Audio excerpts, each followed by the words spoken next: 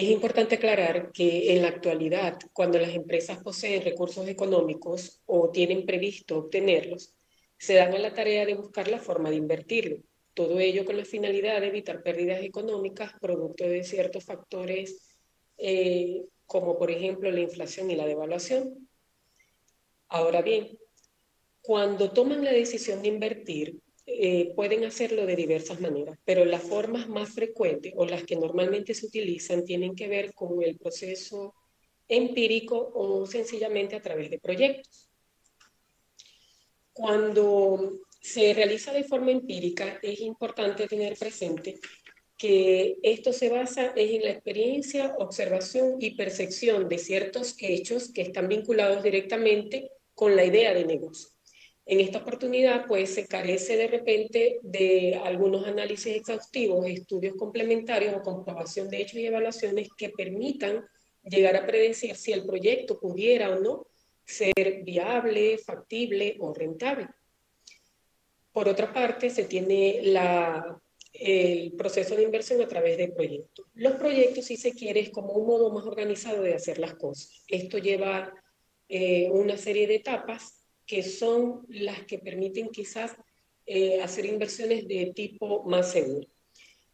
Por ejemplo, suele ser frecuentemente usada esta metodología porque es la que nos permite tener una decisión más clara sobre qué invertir, en qué o por qué invertir, ya que se utilizan procedimientos racionales y estos conllevan al alcance de ciertos objetivos propuestos. Pero, ¿qué es un proyecto? Para Mondragón, en el año 2017, un proyecto no es más que un plan o tarea donde se recopila la información necesaria para llevar a cabo una unidad de acción. Supone una inversión y la utilización de recursos con el fin de, por ejemplo, obtener consumos incrementados de bienes o servicios.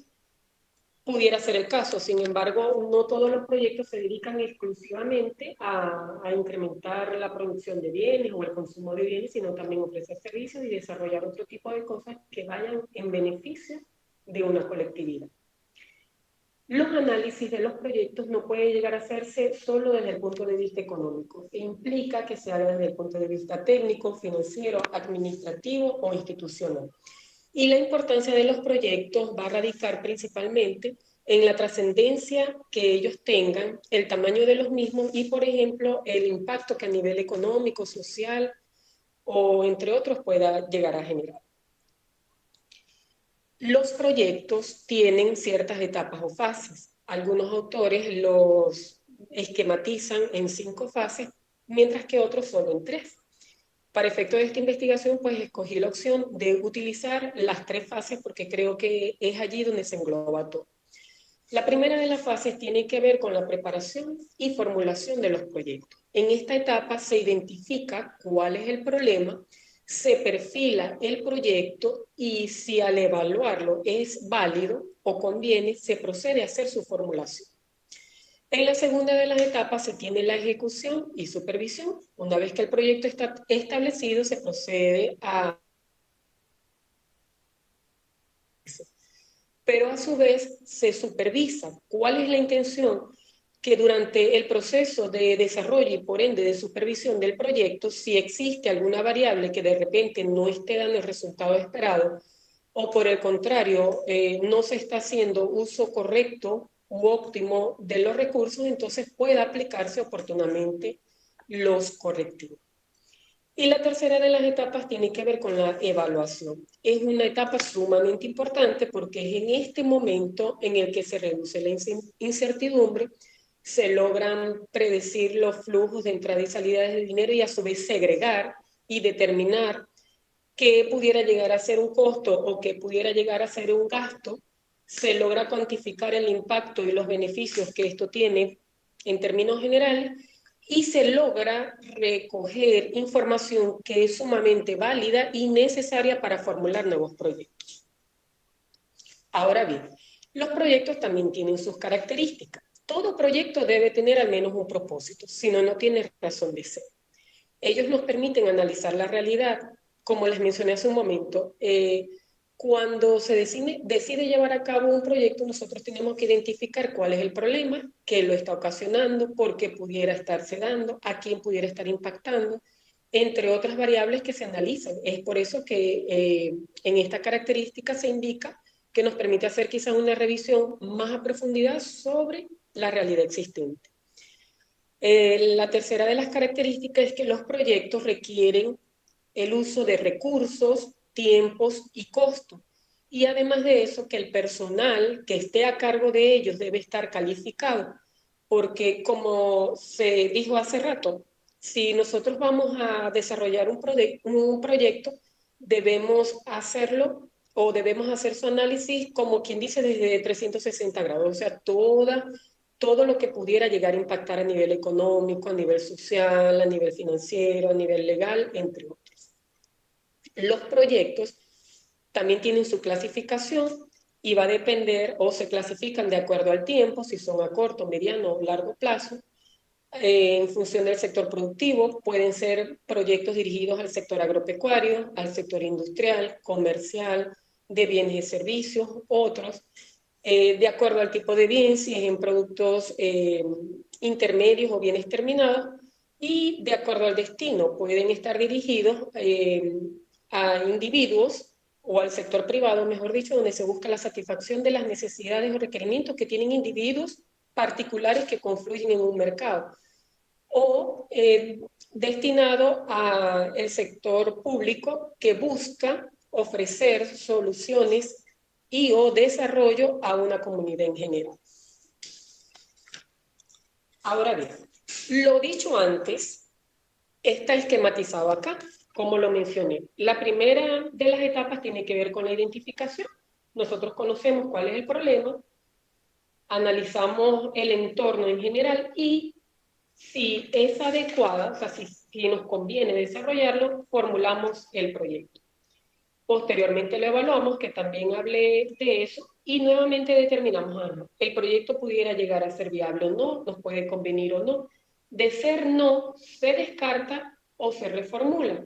Y de llegar a ser viable, entonces se procede a la ejecución y, por supuesto, a su gestión y finalmente a la liquidación.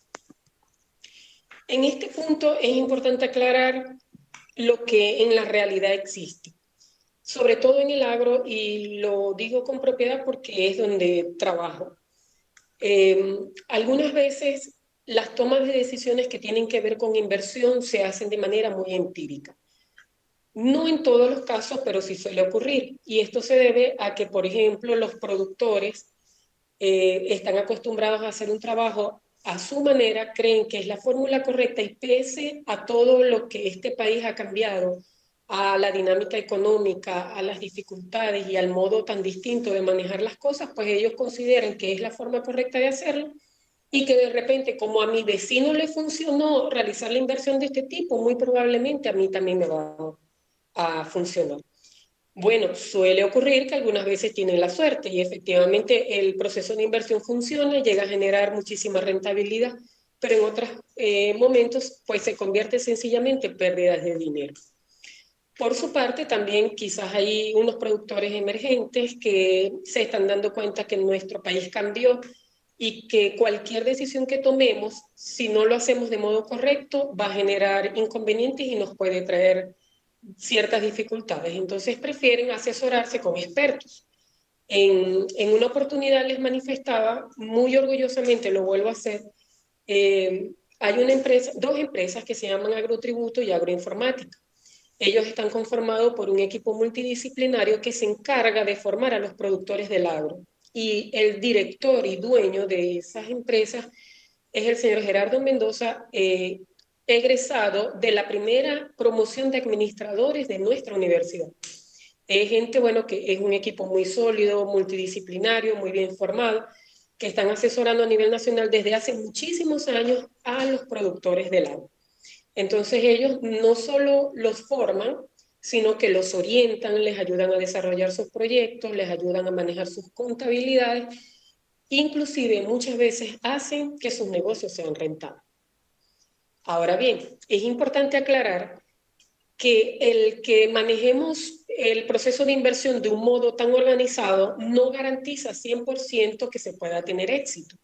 Sabemos, sobre todo en nuestra economía, que pudiera ser muy cambiante, pero por lo menos el usar esta herramienta gerencial nos permite, si se quiere, disminuir los riesgos. Los proyectos también existen de varios tipos y para lo que a nosotros nos interesa en este momento, de acuerdo a la investigación, voy a definirle cuáles son los proyectos de innovación, de desarrollo y de investigación. Un proyecto de innovación no es más que un plan estratégico que permite crear nuevos productos o servicios para ofrecer una solución diferente. Este tipo de proyecto tiene ciertos propósitos, por ejemplo, ahorrar tiempo, llegar a más personas, proporcionar soluciones sostenibles y ser rentable. Y a su vez tiene ciertas características, como por ejemplo que debe existir una estrategia de investigación y desarrollo, que es necesario superar la mayoría de los aspectos anteriores, que suponen retos y que se necesita de un equipo creativo para ofrecer ciertas soluciones prácticas. Tal es el caso de lo ocurrido ya hace algunos años en Venezuela, con la implementación y desarrollo de la tecnología Pago Móvil. Todos ya la conocemos y pues podemos darnos cuenta que en términos generales funciona bastante bien. Esto no es más que una herramienta financiera muy innovadora que se desarrolló con el fin de poder hacer transferencias o percepción de dinero vía móvil, para lo cual se necesita exclusivamente que haya algún número de teléfono asociado. Entonces, si analizamos qué tanto se apega este tipo de innovación a los propósitos, ya allí automáticamente al manejarnos de esta forma, al hacer, por ejemplo, transferencias de un modo tan inmediato y que se hacen efectivos en el acto, ya allí estamos ahorrando tiempo. Llegamos incluso a más personas, porque una de las debilidades que tenía el sector bancario es que en algunas oportunidades la institución financiera o física no podía llegar a ciertas comunidades. Ahora sí lo hace, solo que vía móvil. Y por supuesto, me imagino que para el banco pues le es un poco más rentable porque inclusive por cada transacción que se hace se genera una comisión y ya allí tiene su beneficio el banco.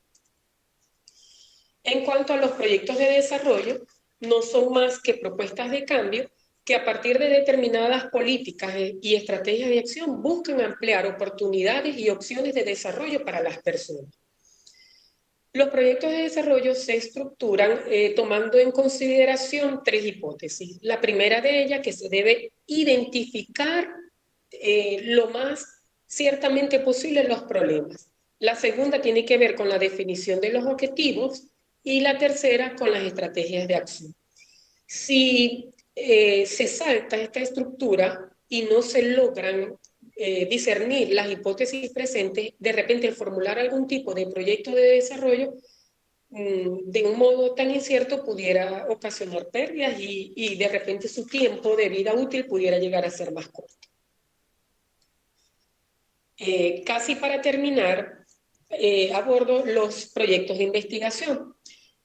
Los proyectos de investigación parten de la necesidad de dar respuesta a un problema y para ello plantea una hipótesis que busca solucionar a través de una serie de estrategias o acciones. En estos proyectos deben existir un problema de investigación, un conjunto de estrategias y una fundamentación teórica que permita llevar a conclusiones diversas. Ahora bien, para nosotros poder realizar un proyecto de investigación, tenemos que tomar en consideración tres aspectos de interés. El primero tiene que ver con la idea de la investigación. Esta se obtiene a través de la vida cotidiana. El segundo tiene que ver con el planteamiento del problema. Es decir, una vez que ya hemos identificado el problema, se deben establecer líneas de trabajo, fijar objetivos y definir preguntas. Y el tercero tiene que ver con la elaboración del marco teórico. En esta etapa se lleva a cabo una revisión de la literatura y el investigador se asegura de que su proyecto se dirige a la consecución de nuevos conocimientos. Les traigo a colación un ejemplo que tiene que ver con este tipo de proyectos de investigación y es el llevado a cabo por el Banco Santander.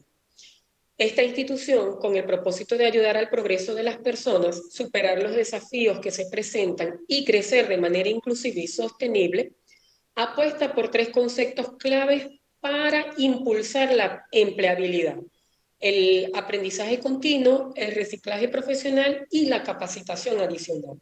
Entonces, para ello cuenta con un portal de becas Santander, que es un programa global único y pionero que busca contribuir tanto en el crecimiento personal como profesional de los individuos por medio de la capacitación en tecnología, idiomas, estudios, investigación, prácticas y liderazgo femenino. Ya para concluir, quisiera por favor que analicen la lámina que estoy presentando. Traté de simplificar la ponencia, pero en realidad hacer un proyecto no es una tarea tan fácil.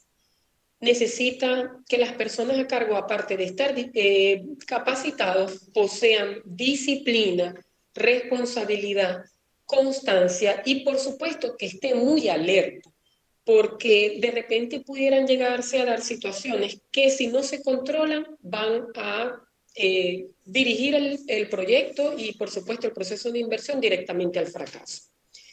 Les decía que trataba de mostrarles de un modo muy simple cuáles son las etapas de los proyectos, porque la intención es que pudiéramos guardar parte de esta información en nuestra memoria y en el momento que nos toque trabajar en ello podamos visualizarlo de un modo más sencillo. Todos los proyectos y de acuerdo a la índole tienen sus particularidades. Sin embargo, todos casi que en general cumplen con las mismas etapas que se las mencioné hace un momento.